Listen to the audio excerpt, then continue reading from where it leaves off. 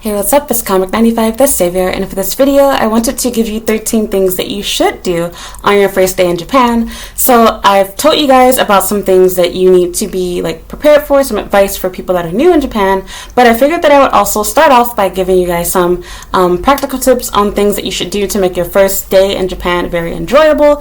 This is assuming that you came to Japan and arrived at an earlier time of day versus coming later in the day. Of course, even if you come later in the day like how I did, I arrived in Japan in the afternoon and I didn't get to my home until evening, you can still make your first full day this schedule. So of course, everybody has their own preferences and different things that they like. This is my opinion, my personal input. I will also have another video after this one that will be discussing 13 things that you should not do during your first week, or when you first come to Japan as a newbie. So just in general. So this video is specifically for things to do for your very first day. I will talk in a much longer video, it's over an hour, about things that you should not do, and I will elaborate further there. I will try my best to make this video much shorter. So yeah, let's go ahead and get started. Number 1, explore your new home. You are new to Japan. You're gonna have to learn how things work. You might think, I know how a sink works, but maybe you don't. Maybe your sink has one of those garbage little bag thingies that you put inside of. I forgot what you call them. But yeah, basically, there's a lot of new little things inside of a Japanese home or a share house that you're gonna have to get used to. If you're staying inside of a share house like how I suggested that you do, you're gonna have a lot of things to read that are actually in English, which is great because you're not gonna have to bother with translating a lot of this stuff if you are fortunate enough to stay inside of a share house that has bilingual staff, such as how Sakura House does. You will have manuals that'll give you some information and advice about living in Tokyo, about the rules of the share house, about the different appliances and things like when to take out the trash and how to sort your garbage. You're going to have to learn so much stuff. Everything that you've learned in the US or whatever your home country is in Europe, you're going to have to unlearn these things and get used to doing things the Japanese way. And with that said, what better day than your first day to spend that time reading some of these things, especially if you're suffering from jet lag and you woke up really early and you have time to kill. Spend that time learning how to function, how to move around your house. Also, it would not hurt for you to actually explore and try things out. Figure out, what does this button do? Where does this hallway lead to? Where are your emergency exits? Where is the washing machine? Just finding the basic things inside of your home. Figure out where things are and it'll help you out in the long run. Number 2, go for a local walk. Make sure you have your phone so you don't get lost and so you can call somebody if you need help, and explore your neighborhood. If for any reason you don't have a phone, like how I stupidly did not when I first came to Japan, you can still pull this off. The way you do it is you walk in a straight line. So choose to walk in one direction and keep going in that direction until you finally get tired, and then you can turn back around and go back home. Or another way that you can do this too is, instead of just walking in one direction if you have a phone, walk and let your imagination, your eyes, your mind, your nose carry you where you want to go. You smell something good, walk in that direction. You see something that looks really cool, go that way. Wondering where that bus is going, go that direction. Literally, just walk around your area, become comfortable, familiar with your neighborhood, get used to what Japanese sidewalks look like, how Japanese pedestrians and cyclists are, because you're going to want to know these things. Just really get used to what it's like being around Japanese people. The reality is, nobody wants to talk about because it's not politically correct to say, you're going to have to get used to being around Asian people if you're from somewhere like the US, like how I am, where I hardly saw anybody Asian the entirety of my life. The majority of Asian people that I saw happened when I started working as a tour guide, when I was working in downtown Chicago. So before I became a tour guide, I hardly ever saw Asian people. I literally had a handful of Asians that I saw. There was my, the local Chinese shop. We had, the nail salon, which I didn't go to. You had the beauty supply store, which I rarely went to. And then, of course, there was those random Chinese or Korean or Vietnamese students that you have every once in a while. And I had a family friend who was, half Japanese, half black. That was it. I didn't grow up surrounded by Asian people. And with that said, it was kind of shocking. They're everywhere. So yeah, you have to get used to that. And now, instead of them being the ones that would get singled out, oh my God, look, it's a Chinese girl. Now you're that Chinese girl. You're the foreigner. So yeah, just getting used to that whole vibe and how people talk to each other, tone of voice, because you're going to have to get used to talking much quieter than you're probably used to in your home country. So just kind of letting everything sink in, getting used to being in Japan, learning where things are in your neighborhood, becoming comfortable and familiar with everything around you. This is a great time to do that for your first day. You don't have to spend your whole day doing that, but literally just go outside for anywhere from a 5 to 2-hour walk if you want to, and just walk around and see everything. Learn where your park is, where your train station is. Just walk around the neighborhood just for the fun of it. And so I'll talk about these things later on in the list, but yeah, explore your neighborhood, Learn where things are. Learn the proximity of your house to these places. Have fun. Take pictures and videos. Be careful with sharing pictures and videos of your neighborhood, though. It's okay to share pictures and videos of your city, but you probably don't want people to see pictures that are too close to your home, because there are creepy and bad people out there. So do be careful, especially if you plan to share these pictures online. But if you're just going to show it to your friends and family, I think it's fine. So just be careful with what you put out there. That's all I'm going to say. Number 3, take the train in both directions just for the fun of it. So for example, if you're living near Shinjuku Station, maybe you want to try taking the JR line and go both directions, clockwise and counterclockwise. So just for the fun of it, just to see how far this train goes, where it takes you to, and get used to the crowdedness of the train and what it's like when it's not so crowded. So just for the fun of it, so you're familiar with the stops. This will be a lifesaver. Oh my God. Because when you are new to Japan, especially if you end up in a situation where your phone dies and you can't speak Japanese like how I have, you do not want to be freaking out about, oh my God, how do I get home? How do I get back to Shinjuku Station? Which FYI, I made a video on this already, but that is so important for you to know. If you are ever lost, please ask people, how do I get to Shinjuku Station? Or how do I get to Shibuya Station? Because from those 2 stations, you can literally go anywhere in Japan, especially from Shinjuku Station. From Shinjuku Station, you can go anywhere in the world. You can leave this country from that station, not literally from that station. You know what I mean? It has connecting trains that will take you where you need to go. I also want to add that it's really important to know how to get to both Shinjuku Station and Shibuya Station, because almost every train here in the Tokyo area has all of the other train lines connecting to one, if not both of those train stations. For example, I believe just about every stop, well, not every train station, but maybe more than half of them, like 90 or 80% of all of the Tokyo Metro line, which is the subway trains, they have a stop at Shinjuku Station. And same thing goes for Shibuya Station. So if that train line doesn't stop at Shinjuku Station, they stop at Shibuya Station. I don't think a train line exists here that doesn't stop at either of those stations. They're going to stop at one or the other. And even more importantly, both of these train stations have tons of bilingual staff, and they are used to dealing with tons of foreigners. So if you ever don't have a phone, you're lost, you feel in danger, there is a heavy police presence at both of these train stations, and a heavy presence of bilingual ticket agents and tour guides, etc. And not even just at the train stations, even the surrounding stores, the convenience stores, the malls, etc. They are used to dealing with tourists, and a lot of these places even require the staff to be bilingual, or at least people that are studying English, or they're used to hearing English, or they're used to getting the same questions. They know how to answer things. Also, again, do not be afraid to use your phone if it is available to you, and keep in mind that all train stations in Japan offer free Wi-Fi. Also, all trains offer free Wi-Fi. You can also go to any convenience store to access Wi-Fi should you ever be in need, and you can also download Google Translate, where you can save the Japanese to English function. So this way, if you don't have access to internet, you can still use your phone as a, real-time translator, so to speak. So please ask where these stations are, because once you get to these stations, you can easily ask how to get back to your home. So for example, if you get to Shinjuku Station, you can ask, how do I get to, Kokubunji? How do I get to, Nakano Station? Or how do I get to even like somewhere like Osaka? And so if you're living in another city or prefecture, the same rules apply. If you're living in somewhere like Osaka, you are going to want to know, how do I get to Umeda Station? From Umeda Station, you can get just about anywhere. And so just use your own brain. Figure out whatever the terminal station is in your city. Learn how to get there.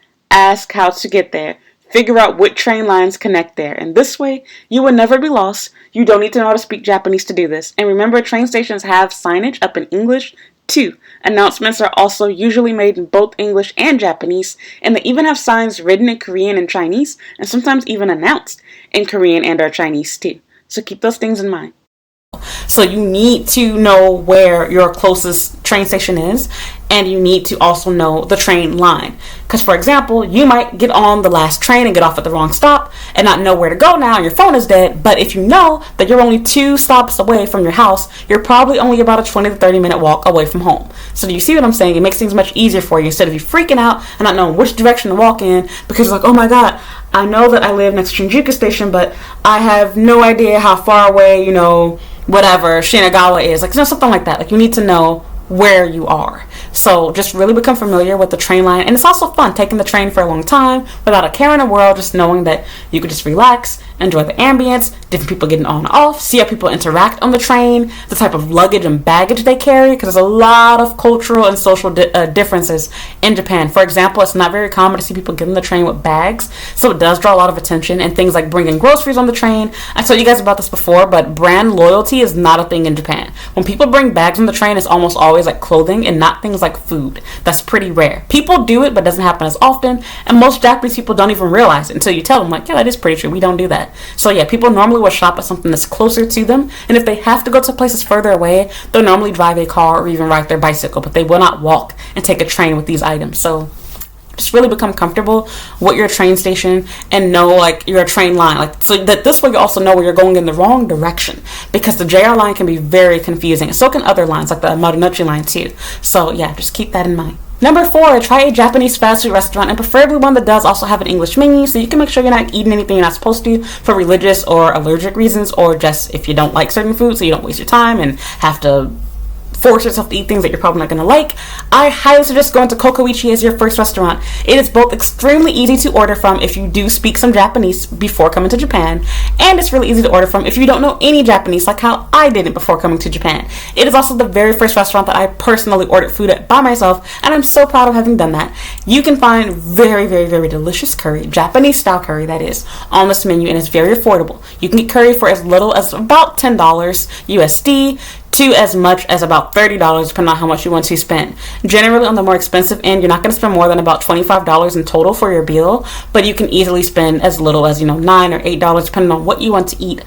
They have lots of different ways you can, customize your food, which most Japanese restaurants, especially fast food, does not offer. So it kind of feels like a little bit of an American vibe for my US people that are watching this video, and it makes it feel a little bit closer to home, because honestly, you can customize your food more at Kokoichi than you can in McDonald's in Japan. Comfortably, I should also say, because they want you to customize your order, whereas McDonald's does not. So yeah, just keep that in mind. It's a way to try out Japanese food and do something on your own. So keep in mind, this video is really for advice for by yourself, but you can do this with a friend or someone else that's willing to come with you. But the great thing about this is you don't have to feel alone or weird going to a place like Kokoichi, because most people going to this place are going to be eating alone too. You're not going to feel weird or left out. If you don't want to go to Kokoichi, you want to go even more traditional, try having ramen by yourself. But do keep in mind, the reason why I don't recommend ramen is a lot more complicated to order than people make it seem like. Some restaurants have it where you just press one button, like I want ramen, but other places have it where there's tons of different types of ramen, and you need tickets, and what type of toppings do you want to have added to. When you don't know these names in Japanese, and when there aren't pictures there, and if the staff isn't nice, you might not know what you're doing and ordering the wrong crap. So if I were you, I would avoid that for right now and wait until you're a more seasoned veteran at ordering. Not to mention the style of ordering might be a little more fast-paced and awkward and hard for you if you're a more shy person like myself. So do whatever you're comfortable with. But if I were you, try some simple, cheap Japanese food for your first lunch.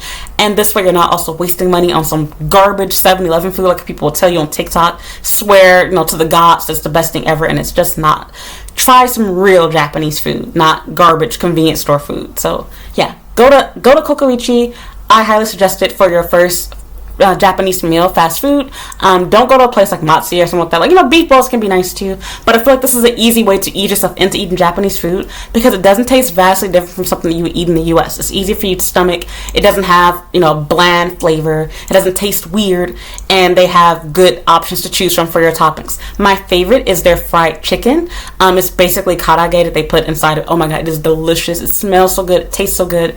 I normally get beef curry, so I get beef curry with fried chicken inside of it, and I normally add vegetables too. You can add as much as you want to. Like, sometimes I add sausage and eggplant, and there's so much stuff you can put inside of it. So that's a whole nother story. Basically, try out some easy to order food for your first meal. Number 5, go people watching. You might be by yourself, but you don't have to feel like you are. Literally just find like a park or somewhere that's really busy, like a train station. Find a place to sit down that they allow you to sit down, like a bench or some chair somewhere, and just sit and watch everyone. Don't be a creep and a weirdo. Don't take pictures of people without asking them, but it's okay to take a general picture of the vicinity, a general video of the vicinity, but don't make anyone feel uncomfortable, of course. But yeah, just sit and watch, and you'll be surprised. People might actually even come up to you and talk to you. It happens all the time. Of course, you have to look approachable and friendly and sit there for a while, but you have people that just want to speak English to you, people that want to know where you're from.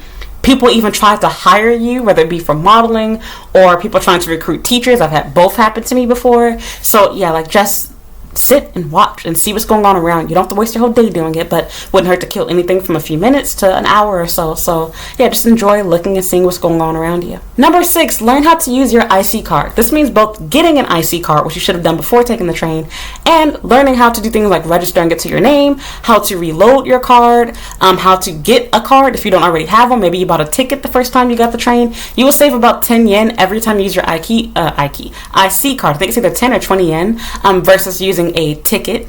You'll save a little bit of money that way. There are also ways to save even more, like buying a what do they call it, techie or whatever. Like you can save money by knowing what your route is going to be. So for example, if you know that you work in Shinagawa and you live near Shinjuku Station, you can pay the same, you could pay a one set price for the month of taking the train from Shinjuku to Shinagawa, and you can get off at any stop in between without having to pay extra money or go back and forth as much as you want to with no extra costs. So you have to pay up front, but it saves you a lot of money in the long run. So you can ask these questions, get help with these things at, from the ticket agent that is there. So that's something you want to learn how to do by yourself when you're not in a rush, because this sucks to have to learn when you're alone or when you're running late. Ask these questions while you have time. Figure things out on your own. There is an English menu. You could just press English and it'll loudly speak to you and tell you this in English, and it's a little bit embarrassing, but it's okay. Everybody has to learn and start somewhere. Don't feel ashamed. And then if you want to, and it's not a crowded station, you can even just play around on the Japanese side and learn the Japanese that you need in order to, buy things and get things done on your own.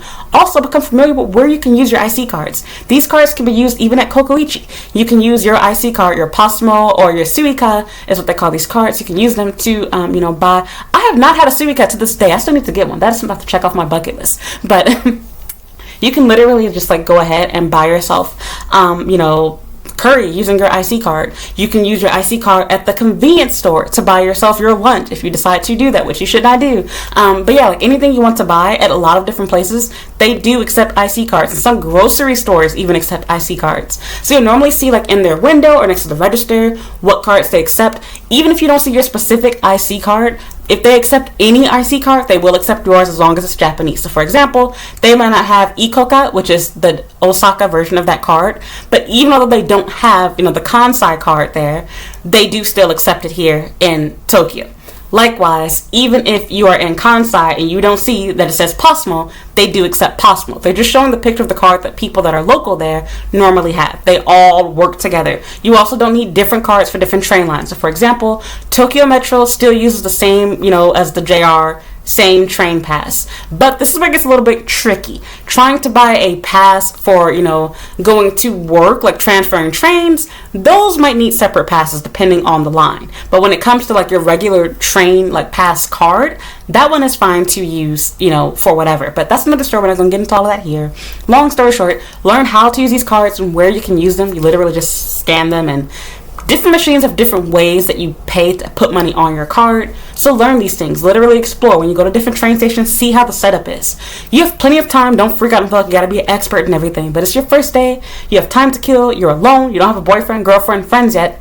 Why not explore and try these things out while you have the time? It wouldn't hurt. Number 7, visit a bookstore. This can be really great, especially if you're here as an English teacher or planning to be a student here and doing private English lessons. So you can go to the bookstore, you can look at some English books that teach Japanese people how to speak English, and this way you can get some inspiration and see what are my students learning and what things are wrong inside of this book that I can teach them. You can also go to the bookstore and read things that you want to read. They have the, New York Times bestsellers. They're sold here in Japan. They have English books. They even have the English books available in both English and Japanese in the same book. So you can also challenge yourself to try to read it in Japanese, which can help you over time learn Japanese.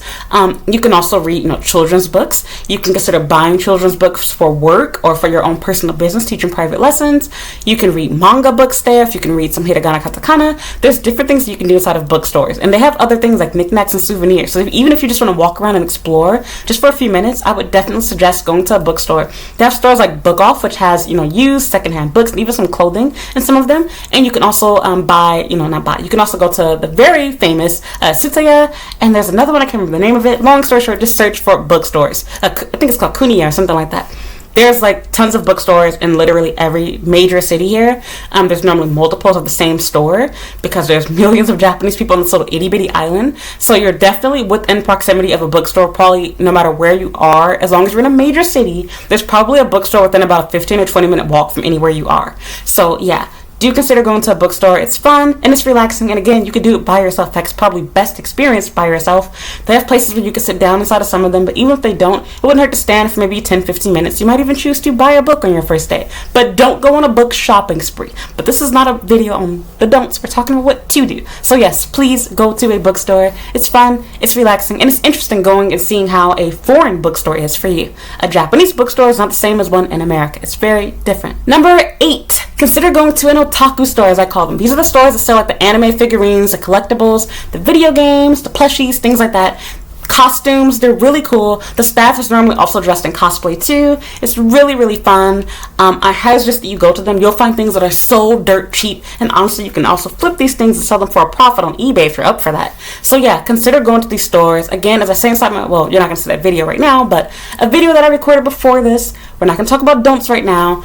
Be careful not to splurge and spend too much on things that are too bulky and you're not going to use, or you're going to find embarrassing later. But we're just talking about window shopping, just to look around. It's really fun to go inside of these places, especially if you really love like otaku stuff and you like anime and video games and J-pop and K-pop. They have Korean stuff there too. So yes, you can find things from, like BTS, etc. They're also popular.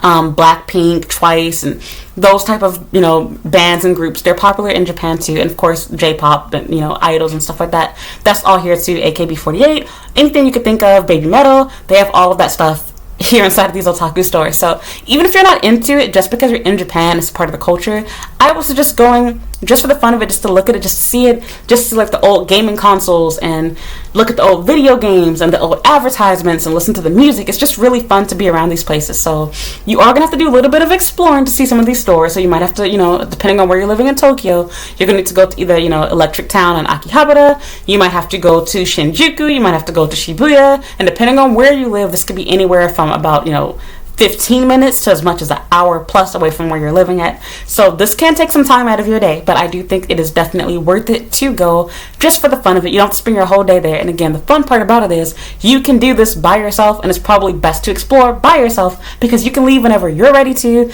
You can take pictures of what you want to. You can stop and look and do whatever you want to when you want to. And there's a lot more than just anime and otaku stuff. There's food, there's drinks, there's things to take pictures of, there's street performers. There's all type of stuff for you to explore and look at in these places. And again, these places are made for people that are alone. You don't have to feel awkward or weird being by yourself. Number 9, go grocery shopping.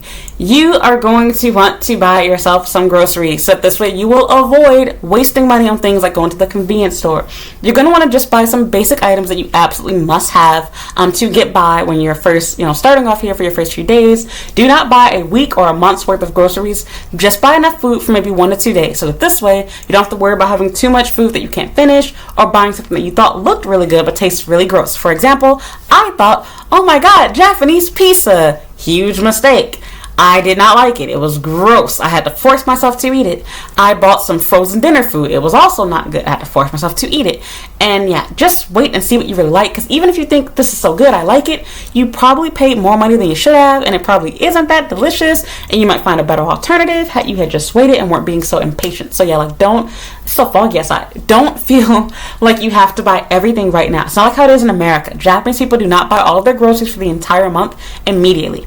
But again, like as I said, my goal right here is not to tell you what not to do. We're talking about what you should do. So go to the grocery store, explore, see where the items are, understand what's inside of the different aisles, look at the food options that they have, think about what you want to buy for when you do go out and do real shopping, and write notes like, okay, they have this pasta, I want to buy this, I want to buy this sauce, excuse me, I hit my computer, I want to get, X, Y, and Z. So this way when you go back to the store, you have a put together list and you know what you're in there to get, and you're not just buying things because it has Pikachu on it, or it has, Sailor Moon on it, or something crazy and dumb like that. You're going in there with a purpose and buying things you actually need, so this way you don't go broke and end up like how I was. So be very careful with your spending, and yeah, go to the grocery store. It's fun seeing what it's like going to a grocery store in another country. For example, for me, I had never been to a grocery store that had an escalator before, so that was really cool to me. Escalator and an elevator. So maybe instead of some downtown store in Chicago or something like that, but never just regular day-to-day life. And again, because Japan is so overcrowded, even suburban areas kind of function more like downtown stores in the US. So yeah, that was really fun and interesting to do. I do suggest getting familiar with that and learning where that is inside of your neighborhood, and learning where items are, so that when you need to hurry up and get something in the middle of the night, you don't be like, oh, well, gotta go to 7-Eleven because I don't know, where this item is at my grocery store. I don't know if they have it. And now you do know what they have available because you've already been there before. Number 10, learn your route to your school and or work. Whatever you're coming to Japan for, make sure you learn how to get there. Your first day is a great day to do that. Try exploring the route. So for example, like I said before, given the same example, let's use a different one. Let's say that you are living in Shibuya and you need to go to Shinjuku Station. Okay, you need to learn, how do I go to the train station? How do I walk there? And learn, how do I get from the train station to my train line? Because it's a really big station. How do I get from my train line, which direction do I take it? Which car should I get in on the train? Like, which exit do I take? This is the time to do that when you don't have the rush of needing to be at work or at school at a certain time. You can be relaxed. You can take your time walking there. You might find a shortcut or a better way to go there. You can see what time you want to leave out. So for example, maybe you thought, okay, school starts at 8 o'clock. I'm going to leave out at about 7:30. You might realize, oh my God, huge mistake. Rush hour is crazy. I want to leave out at 7 instead, or I want to leave out at 6:30 instead. You can make those plans accordingly and easily because you already experienced what it's like to go on your trial run. Also, keep in mind that you want to see what your route is going to be like from the actual place you'll be leaving from. So for example, when I was working as a maid, I was leaving from school to go to the maid cafe. So for me, it didn't matter what the route was to get from, my train station to go to Akihabara. I need to figure out how to get from Shinjuku Sanchome to Akihabara Station. Do you see what I'm saying? So it's really, really important that you know what route you're taking. So that this way it'll be easy for you when that time comes and you're not having to call in late or missing your class because it will not be excused because you did not know the route or you got lost. You need to figure these things out ahead of time, and it will definitely help you if you know where you're going beforehand. Number 11, consider going to the mall. You can find an Aeon Mall. They have tons of other malls too, and like lots of different stores, a lot of brands you'll be familiar with, like Nike and things like that. You can go window shopping. You don't have to buy anything, but you can also find really cheap stores such as H&M and Uniqlo, GU, etc. And you can buy something cheap as a little, memento, whatever you want to call it, something to remember that day. And again, something that will last, hopefully, so don't waste money. Buy things like, maybe a towel, or buy, a new shirt, something simple. But make sure whatever you buy, either you try it on or you know that it's something that you can use, like a towel or a cup, something simple. Don't overbuy. Get something small. Maybe you want to get a souvenir for the city that you're living in. For me, I love getting a magnet for every city that I go to. So for example, I have a Tokyo, Kyoto, Kobe. Kobe is the only city that I don't have a magnet for. But I have Osaka magnet. I'm still missing my Kobe magnet. But yeah, you know what I mean? Just get a magnet for whatever, something small, because magnets can be used. You can put notes on your door, because your door is going to be magnetic here in Japan. They're normally made out of metal or steel, and you can put one on your refrigerator. You have space for these things. You don't have to worry about it. But what you don't want to buy is, something really big, bulky, heavy, etc., which we'll talk about in another video. So long story short, yeah, consider going to the mall, and not only can you go there to buy yourself a little, gift and do some walking around, you could also go to the food court there and try some more food. And again, they normally have either a menu available in English, or the staff will be really nice. You can point to what you want. They normally have a menu on the table, like on the counter there. They can recommend something for you. And when in doubt, guys, it's 2022 as of the making of this video. Use your phone. You can literally use your phone and use Google Translate and tell them, I'm new to Japan. This is my first day here. Can you recommend something for me? And they would love to tell you what they think you'll like to eat. And they'll be super, super nice to you. So don't be afraid to tell people, that are not trying to talk to you inappropriately. It's okay to tell staff at a store that you're new to the area. You're a foreigner. They see you're a foreigner. You're a foreigner that's visiting from out of town or whatever. You just moved here. They'll be so much nicer to you. And just make sure you're being really nice and respectful towards them. And they will try to help you. Please do not be complicated with your orders. Do not ask them to take stuff off. Do not be picky. If you don't like something, remove it yourself. If you're allergic, eat somewhere else. Make things easy for yourself, because normally special requests, even if it's for an allergy, will not be met and will be seen as being rude and inconsiderate on your end. So yeah, just be really nice about it. And yeah, you have lots of different restaurants to choose from inside of a mall. But do keep in mind that the food courts there can be really, really crowded. And you might feel a little bit self-conscious and overwhelmed. So yeah, don't be afraid to kind of sit back and watch what other people are ordering and see what they're getting first. And then decide, hey, I want what that lady got type thing. So yeah, don't be afraid to go and order and eat food by yourself. You don't need to be able to speak Japanese. Just point. I did it for a very long time. I still have to do it sometimes, because you will come across things that are written in kanji that you don't understand, don't know. Just point to the menu. You don't have to talk. Don't be ashamed. Don't be embarrassed. When they go to America, they love Hawaii. I can promise you, they do not go there speaking in fluent English 99% of the time. They normally don't know English, have to pay for an interpreter, a translator, they travel in groups. They don't know either. So don't feel bad because you can't speak Japanese or you don't know what you want. It's okay. And again, I said this is out of another video that you won't see before this one more than likely, but if you do, whatever. My point is this: do not take things personally if somebody gets upset or seems irritable or rude. They're having a bad day. That doesn't mean you have to have a bad day. Don't let their bad day and their bad attitude become yours. This is yours. This is your life. You're in control of your destiny and of your day and of your time in Japan. Do not worry about some bitter, angry person that doesn't like their job and is pissed off that you just want to know what they recommend from the menu. Because people, they're working retail, they're getting paid low wages, they don't care, they're having a bad day, and that's just the truth. But you'll come across plenty of nice Japanese people too that will love to share their culture, their food, and they want you to have a good experience in Japan. So be nice to people and tell them, like, hey, like, I'm new, I don't know what to order, I've never eaten Japanese food, I've never been out by myself. They love the fact that you chose their restaurant and you want to eat their food. And like, even if it's a chain restaurant, you're thinking like it's not their food, they don't care, they're gonna treat it like it is. So yeah, just be really respectful, really nice, and for the most part, people will return that kindness to you. And if they don't, just know, people reap what they sow. Just because they're being ugly and nasty doesn't mean you have to get the same way that they are. Don't be afraid to go to the mall, buy yourself a little something for yourself, try some new food. And even if you don't choose to buy any food there, just walk around and see the food courts. See how food courts are. Look at the differences between theirs and ours. Look at the ambience of the mall, the stores that they have, the way that people are shopping. There's normally a grocery store in the mall too. There's normally a Starbucks and a McDonald's. There's tons of things for you to do at the mall. So yeah, don't be afraid to just explore and walk around and look at the little cheap stores and the arcade they have there. You could literally spend the whole day at the mall, to be honest. But yeah, do however much time you feel comfortable doing. They're normally open till about anywhere between 8 to 10 p.m. depending on the store, similar to how it is in the US. But unlike in America, malls are not dying in Japan. They are just as popular as they have always been. People do not online shop here as much as we do in America. They do shop online here, but not as much as we do in America. So yeah, consider going to a mall to kill some time for your day. Number 12. Do consider being friendly and getting to know your housemates. Do not keep to yourself. I know that you're shy, you're self-conscious, you don't know anybody, and yes, there is a possibility your housemates just be total assholes. I'm sorry, I'm going to keep it real, but oftentimes when you're dealing with roommates that are not from, I don't know how to put this, that are not from English-speaking countries, they are sometimes not all that nice, especially if they happen to be from other Asian countries, specifically people that are from Vietnam and China. It depends on the person, because some of the nicest people that I have met have been Vietnamese and Chinese, but depending on the person, they can also be some of the rudest people that you will meet here. So do not take things personally if they choose to be an asshole, they don't want to get to know you, they don't want to be your friend, just, whatever. Just be kind to everybody, because you never know, you might end up being best friends with one of your roommates, and they'll be the person you end up going out and doing things with the next day, the next week, like how I did. I literally became friends with the girl who I thought was racist and didn't like me because she kept staring at me and kept being really weird and quiet around me. And then one day she just said, hey, what are you doing? I'm not doing anything. You're not doing anything. Let's go out to eat together. She ended up spending Christmas with me, my birthday with me, New Year's with me. We did everything together. We went shopping together all the way up until the day that she left. She gave me money. She bought me souvenirs. She really took care of me. It turned out the girl, both of her parents were doctors. I was taken care of because I decided to take a chance and speak to somebody, and really because she took a chance and spoke to me. So be that person. Go out of your way to talk to people. Be nice to them.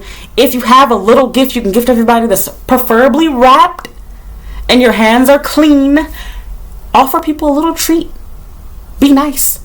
Start a conversation. Even if it turns out to be nothing, you are testing and practicing rejection and skills, and you are learning, and you will have that returned back to you tenfold. People will realize, hey, that guy is really nice. When I'm bored, I think I want to ask him, hey, dude, you want to go to Akiba together? Yeah, man, all right, let's go. Hey, I'm going to this international party. Does anybody want to come with me? They're going to ask you. And same thing goes for you. When you have something that you want to do inside, your house, just tell everybody, hey, there's this event going on. Would anybody like to join me with this? Or, hey, we're going to go out, to Oktoberfest or whatever. Just tell people what you want to do. The worst that can happen is they say no. Yes, we know it hurts, and nobody likes rejection, but I would rather have gotten rejected than never know what would have happened if I did speak up and say something. So yeah, be friendly. How the saying goes, you have to be a friend to make a friend. Truly do that. Get to know people. Talk to them. And again, the worst that can happen is someone says no. But for every no you get, you are one step closer to receiving that yes and making that friend and starting that real, deep, meaningful connection. So And don't like limit yourself to your friends inside your household. Like literally use social apps and dating apps and things like that too. I talked about that inside of other videos, but specifically inside of your house, you're living with these people. So being friends with them will help you out. These are the people that will sign and get your packages for you when you're not at home. These are the people that, will let you know, like, hey, I think that person stole your underwear out of your room. Like, things like that. I think she, drinking your milk out the fridge. They will let you know what's going on. They will protect and defend your name. They'll protect and defend your stuff because you did it for them and you were kind to them. Don't start drama and be messy. But I am saying, like, go out of your way, speak to people, help them when you can. You see somebody new moving in, offer to help them take their luggage to their room, ask them where they're from. Take your console, bring it to the living room and say, hey, like, anybody like to play video games together? You guys want to watch a movie? Like, just say stuff, offer to do things. Say, hey, you want to go for a walk around the neighborhood? Don't be creepy, because especially if you live inside of mixed dormitory, you don't want people to think that you're coming on to them when you don't like them, whether you're a guy or a girl. But be friendly. Be a friend to make a friend. And last but not least, number 13. I do not suggest doing this on your very first day. I'll make another video telling you what these things are that you should do, but you are going to want to plan your first week, if not your first month. There are a lot of things that you're going to need to get done legally here in Japan to help you out and make life smooth. You're going to need a bank account. You're going to need a cell phone. You're going to need to register your address if it hasn't already been done. There's a lot of things. Your Juminho. So much stuff you need to do when first getting started off. Sign up for health insurance, your pension. So much stuff to do. You do not want the stress of having to do all that at the last minute. So I highly suggest that while you don't want to do it on your first day, you do want to make a game plan and schedule and plan when are you going to get these things done. Because it is going to be overwhelming and a bit scary doing it by yourself as a newbie here in Japan, especially if you don't speak any Japanese. I do agree that there are going to be some issues. But you also have to remember that you have a school, you have co-workers, you have management, and they know how to do all this stuff. And they've also dealt with tons of foreigners they've helped, sorry, I got hair in my eye, they've helped enter the country that have the same questions, same problems as you.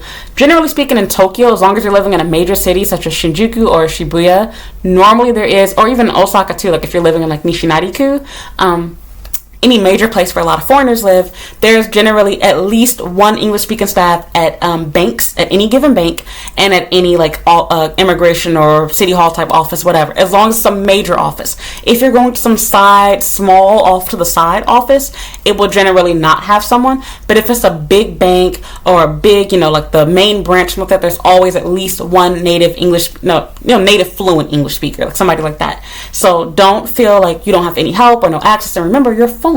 Use Google Translate. Don't be afraid to use Google Translate. No, it's not perfect, but it'll help get what you're trying to say across where they can understand better. Do not feel like it needs to be perfectly translated, perfectly said. Just try to get the help that you do need at your school, at your work, beforehand if possible, but just expect that you're going to have to plan out what days are going to do what. So for example, you're not going to be able to do everything on the same day that I just said. You are going to need to have at least 2 days, if not really, I suggest doing it across 3 different days, where maybe you do 1 or 2 of those things per a day. So really plan those things out, because again, that time will go by fast, and this is just assuming that you have time to kill. So I suggest that you come to Japan at least 2 weeks before your work starts or 2 weeks before your school starts, so that this way you have time to get adjusted to life in Japan and going shopping and doing whatever else, instead of literally coming here like the night before you have to go to work or something, because it's going to be really stressful to have not even finished unpacking your bags and immediately have to wake up at 6 a.m., get ready, get on the train, never taken the train before, never bought an IC card. Like, you see what I'm saying? It's overwhelming and frustrating. You don't want to do that. So use your time wisely and plan for your next week. Don't worry about it on your first day, but definitely, don't worry about doing it on your first day. But at the end of your day, make sure that you write down things you need to get done and try to make a plan as to how you're going to do it. You can map these things out by using Google Maps, looking at phone numbers, times that they're open, etc., and determining what information that you need to bring with you to get these things done. And again, your school and your work will tell you what you need to bring and what you need. They will answer those questions for you. But you can also go to the individual websites for like the bank, the individual website for, immigration or city hall, and do like a simple Google search. What do I need to get a residence card? What do I need to do? Whatever. And it will tell you exactly what information, what documents you must bring. So yeah, that is all for this video. Those are my 13 things that I suggest that you do on your first day. 13 things for you to do to make your first day go by. Remember, you're going to be catching up on your sleep for some people. I'm someone that didn't really deal with jet lag so much. I think I did wake up early, but I had it pretty good because I didn't sleep on my flight, And by the time I got home, I was already stressed out from having a really hectic first day. It was chaotic because I planned to have a phone and my phone wasn't working unexpectedly, and I got lost and I got lucky and so much stuff happened, so I was ready to go to bed. So yeah, basically, you are going to want to sleep. You do want to sleep, but don't waste your money just buying every little cute thing that you see or every little fun thing that you see. Save for these things and plan for these things. So yeah, I hope that you enjoy your first day here in Japan, that you enjoy your life here in Japan. Don't worry if your first day doesn't go as planned. My first day was not great. A lot of things didn't go right, but a lot of things did go right, and all paid off in the end. Here I am nearly 10 years later. So don't feel bad about any mistakes that you make. You're going to learn. Don't feel overwhelmed. Take a break. If you can't do all 13 of those things, I can't even say it, don't worry about it. Just try to plan to do a couple of things that make you feel happy. Go at your own pace. You can do things by yourself. This whole list is for you to do by yourself. You don't have to worry about having friends, a boyfriend, girlfriend, husband, wife, none of that type of stuff. You do not need somebody to, keep you company. You are your own company. Party of one. It sounds boring, sad, whatever, but I promise you, as time goes on here, you will make friends as long as you make the effort to do so. You will learn more Japanese. You will find what you do and do not like and what does not work for you. You'll find your favorite hangout spots. You might choose to move. So just really try to get into the hang of things and become comfortable and familiar with your surroundings. Don't worry about trying to memorize everything. It takes you a while to get used to going back and forth to the train station, to learning how to load and reload your IC card. I sometimes still have trouble with those things. So don't worry about it. You are not alone. If you ever really, really need help, please don't be afraid to send me a message. I live in Japan. I'm in Tokyo. So there are people here that want to help you. There are groups that you can join on Facebook. There are so many people out here that want to truly help you for free. So don't feel ashamed or afraid if you have questions. Again, if there's anything you really like for me to answer specifically, and please leave a comment down below or send me an email. I'll try my best to make a YouTube video answering your question. I'm so tired of making videos all day, so excuse me, I'm kind of all over the place right now. Hope that I helped you to answer some of your questions and gave you some peace.